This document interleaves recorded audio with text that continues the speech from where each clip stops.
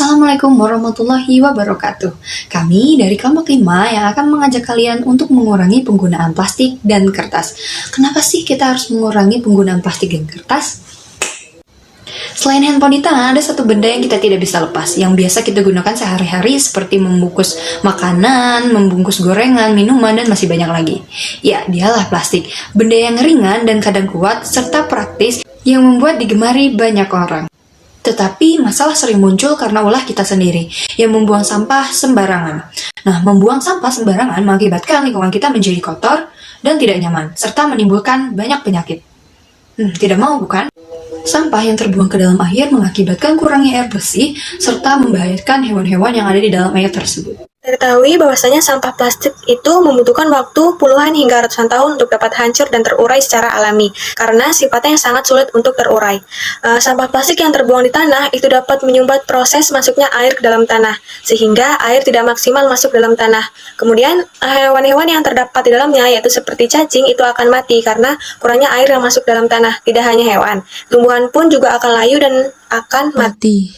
Jika diberi pilihan, kalian akan memilih hutan lebat atau hutan gundul? Tentu jawabannya adalah hutan lebat. Hutan gundul disebabkan oleh pemotongan pohon untuk pembuatan kertas. Satu pohon berumur 5 tahun hanya bisa membuat sekitar 500 lembar kertas ukuran A4. Dengan begitu, kita bisa kehilangan hutan sangat cepat.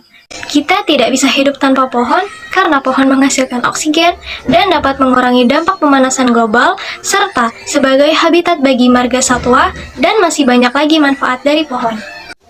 Nah, kita tidak mau bukan lingkungan kita menjadi tercemar dan kehilangan hutan. Maka dari itu, mari kurangi penggunaan plastik dan kertas dengan cara berikut. Cara mengoptimalkan kertas yaitu pertama, gunakan kedua sisi kertas.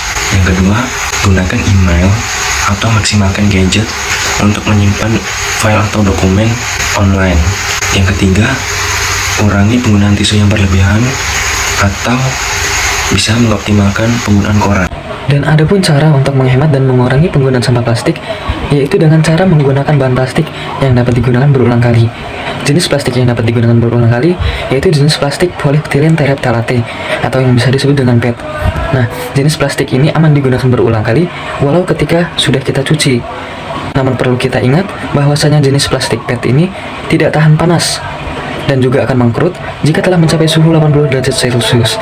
Dan jika kita berbelanja, alangkah baiknya kita selalu membawa kantong yang dapat digunakan berulang kali, seperti yang terbuat dari bahan kain katun ataupun kanvas.